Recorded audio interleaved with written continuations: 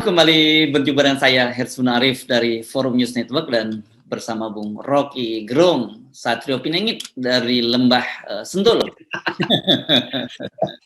Asik. Asik. Bung Rocky ini gara-gara konten kemarin ini banyak yang ngajak nantang saya taruhan tuh. Jadi katanya mereka bilang berani bertaruh. Nggak mungkin KPK itu mengusut kasus Madam Bansos. Wah, jadi ada istilah baru, bukan Madam Suka tapi Madam Bansos gitu. Nah, apa alasannya? Menurut mereka ini kasus bukan tangkap tangan, kasus pengembangan. Kalau tangkap tangan mereka yakin bisa diusut, tapi kalau pengembangan mereka nggak yakin. Gitu. Ini urusannya para komisioner, udah langsung urusannya di tangan komisioner gitu. Kalau kemarin tangan penyidik gitu. Anda sendiri kalau berani nggak diajak taruhan? Saya taruhan KPK tidak akan lakukan pengembangan, tapi dia akan lakukan pendalaman.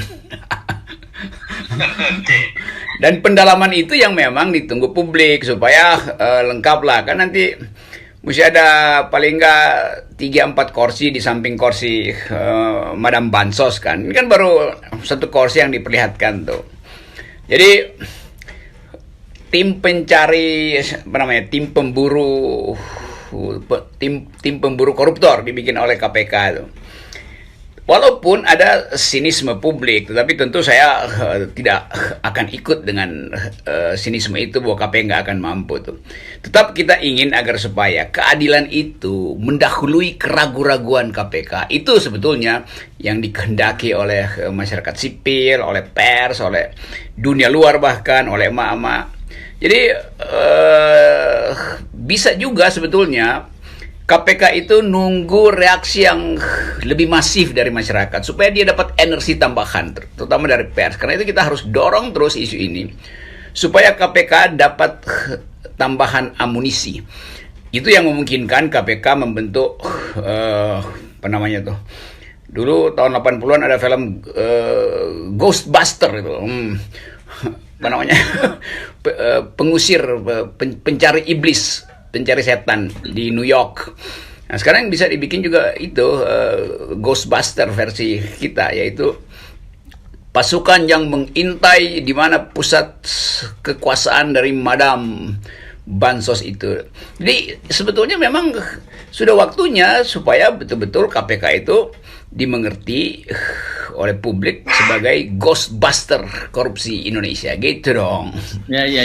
Saya juga setuju dengan Anda karena saya yakin di sinisme ini kan sebenarnya di luar itu mereka juga harap-harap gitu. Mereka sebenarnya sangat ingin agar KPK bertindak lebih serius karena itu kan beberapa teman juga berunjuk rasa nih beberapa kali tuh.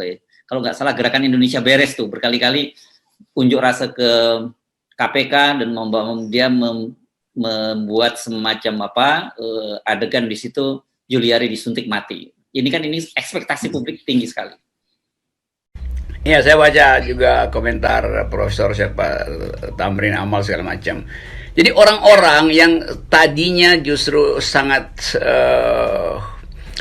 peka dengan isu suntik mati lah, isu hukuman capital punishment, akhirnya nggak tahan lagi untuk mengucapkan, oh udahlah suntik mati aja deh. Jadi seolah-olah kita akhirnya harus menerobos batas antara hukum pidana dan hak asasi manusia. Bukan karena kita ingin ada capital punishment, pidana mati, tapi karena kita ingin agar supaya keadaan semacam ini dibuka, supaya dimengerti bahwa ini adalah pengkhianatan tentang moral keadilan. Jadi sebetulnya sidang moral itu udah terjadi melalui demonstrasi di depan KPK dan mereka yang bikin tagar bubarkan partai itu, bubarkan PDIP apa yang jadi trending topik itu. Jadi saya baca trending topiknya namanya bubarkan PDIP itu. Lalu suntik mati Juliari itu. Jadi udah jernih pikiran publik. Tinggal kita sebetulnya menempatkan isu ini di dalam koridor hukum supaya nggak terjadi pengadilan jalanan tuh. Kan bahaya juga jadi pengadilan jalanan.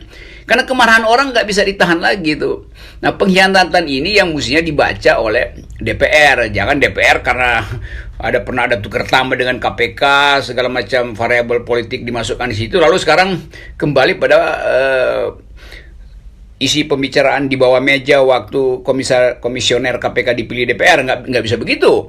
DPR justru harus bersama-sama dengan gelombang kemarahan rakyat. Baru DPR tumbuh sebagai institusi yang disebut sebagai representasi dari pikiran rakyat. Kan aneh bin ajaib kalau rakyat menuntut capital punishment, lalu DPR justru ingin membekukan atau ingin menghalangi secara politis proses di KPK. KPK tetap juga ingin tunggu sinyal dari DPR.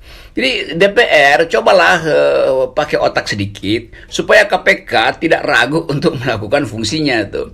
KPK tentu tahu bahwa dia akan dievaluasi oleh DPR karena ada tukar tambah transaksi di belakangnya. Tapi kalau DPR kasih pikiran jernih hari ini, KPK dengan gagah berani akan langsung membentuk Ghostbuster atau apa namanya itu, tim pemburu koruptor. Nah, yang penting diingat adalah kalau Ghostbuster itu dia mungkin bisa nangkap setan pakai jala itu yang buat nangkap kupu-kupu. Tapi ini kan bukan kupu-kupu yang mau ditangkap. Ini madam yang sayapnya lebih lebar dari kupu-kupu dan kekuasaannya bisa memutuskan segala macam jaring. Jadi tetap mesti ada jaring besar untuk menangkap madam dan komplotannya. Itu begitu pikiran saya. Itu perlu energi dari DPR. Tapi kan sekarang sebenarnya bola itu ada di tangan KPK, Bung Rocky. Kalau dari yang kita baca-baca, sebenarnya mereka sendiri kan ini kan teman-teman media ini pasti juga dapat bocoran dari para penyidik KPK. Jadi pemahaman umum bahwa yang para penyidik ini masih bekerja giat. Tapi ketika kasusnya sampai pada level atas, ketika kasus pengembangan itu mentok tuh di para komisioner. Itu pentingnya DPR membaca peluang gagalnya penyidikan itu di tingkat komisioner. Kan DPR punya hak sejarah untuk menagih terus pada komisioner supaya lakukan apa yang pernah dijanjikan di DPR. Nah, DPR mesti dengan siasat yang masuk akal memberi sinyal pada KPK supaya lanjutkan gitu, supaya penyidik-penyidiknya juga nggak kecewa gitu, capek-capek penyidik segala macam, BAP-nya sebetulnya udah tersedia formatnya. Tapi kalau komisioner itu berpikir politis hanya karena unsur-unsur politis, tentu ada tekanan terhadap keluarga mereka. Tetapi ini komisioner ini kan dipilih oleh langit, lalu diresmikan, dinegosiasikan melalui DPR. Jadi dia mesti balik pada perintah konstitusi bahwa korupsi itu adalah pengkhianatan terhadap keadilan. Dan karena itu komisioner KPK itu adalah malaikat yang mestinya mencabut nyawa para koruptor itu kan. Kan itu perintah yang optimalnya begitu. Tapi nanti ada proses pengadilan tentu saja kan. Namun demikian sebelum proses pengadilan berlanjut, publik betul-betul ingin melihat wajah KPK yang tidak cemas dalam memproses secara mendalam soal Madam Bansos ini. Itu pesan saya sebetulnya. Ya. Nah, ini tadi kan Anda berharap DPR. Tapi masalahnya kan kemarin yang disebut-sebut dalam laporan Koran Tempo itu justru melibatkan para petinggi DPR itu. Salah satunya kan disebut Ketua Komisi 3 Herman Heri, kemudian satunya lagi Wakil Ketua Komisi 8, walaupun sekarang sudah dipindah ke menjadi anggota biasa Komisi 2. Jadi bagaimana kita mungkin berharap DPR memberikan pressure kalau kemungkinan besar, ini kan namanya sekali lagi masih asas praduga tak bersalah kita kedepankan, kalau melibatkan mereka sendiri. DPR selain fungsi untuk mengawasi kekuasaan yang bisa ditukar tambahkan batas pengawasannya, mungkin DPR anggap oke, kita mengawasi tapi jangan langsung masuk pada kasus-kasus besar ini. Itu satu soal, karena bagaimanapun di situ ada perdagangan kursi politik. Tetapi DPR juga harus bertanggung jawab pada publik yang menghendaki kasus ini dibuka. Nah, sekarang tinggal diuji mana lebih kuat pikiran DPR yang selalu ingin kolutif dengan pikiran publik yang diwakili oleh majalah Tempo kan. Jadi ini buktinya atau pertanda bahwa DPR itu betul-betul kurang ajar pada publik kalau dia nggak baca seluruh reportase majalah Tempo. Jadi janganlah DPR yang sebetulnya udah buruk juga citranya masih juga bermain-main dengan tukar tambah politik. Apalagi itu ketua komisi segala macam itu kan. Ini orang-orang yang namanya udah dicatat oleh sejarah. Jadi buat apa disembunyikan lagi? Toh DPR berikutnya juga akan mengingat peristiwa ini nih. Rakyat juga akan mengingat karena jejak digital terus menerus. Jadi sekali lagi saya ingin dorong supaya DPR itu kerahkan energi politiknya untuk bukan melindungi KPK, paling nggak ngegerecokin KPK gitu. Jadi kalau DPR udah mulai dengan ya kami agak ragu, itu artinya satu DPR memang terlibat sebetulnya. Jadi kita mesti anggap juga kalau DPR ragu artinya DPR itu sebetulnya dayang-dayang dari Madam Bansos, artinya dayang-dayang itu kecipratan sedikit-sedikit dari keringat yang kan kalau ratu kepanasan kan dikipas sama dayang-dayang. Nah dia kecipratan keringat dari ratu tuh. Ngomong-ngomong, sudah mulai agak lebih terbuka atau ada bocoran siapa sih sebenarnya Madam ini? Kenapa begitu istimewanya Bung Rocky sehingga ya, seorang menteri loh ya, seorang menteri wakil bendahara umum partai sampai mengistimewakan beliau ini sehingga tidak memungut fee? Itu yang selalu kita ingin menunggu, bukan misteri gas lagi, tetapi terbukanya tirai atau apa namanya yang biasa kan Madam itu kan dia selalu pakai topi yang topi mewah itu, lalu ada tirai di depan wajahnya tuh. Nah, tirainya udah kebuka 2/3 tuh. Jadi tinggal ditebak matanya seperti apa, lalu sudut bibirnya ada apa di sudut bibirnya, kan bisa dengan cara semacam itu. Lalu ditanya hobinya apa, hobinya memasak atau hobinya memimpin rapat, kan semua itu gampang untuk dibuatkan petanya tuh supaya puzzle ini teka-teki ini bisa dihubungkan dengan keadaan sebelumnya. Ada Harun Masiku di belakangnya tuh, ada Yuliari segala macam tuh. Jadi satu kompleks yang gampang dengan drone sebetulnya kita bisa baca ini Madam ini dia singgasananya di mana. Ini cuma dengan drone yang terbang 12 meter, nggak perlu pakai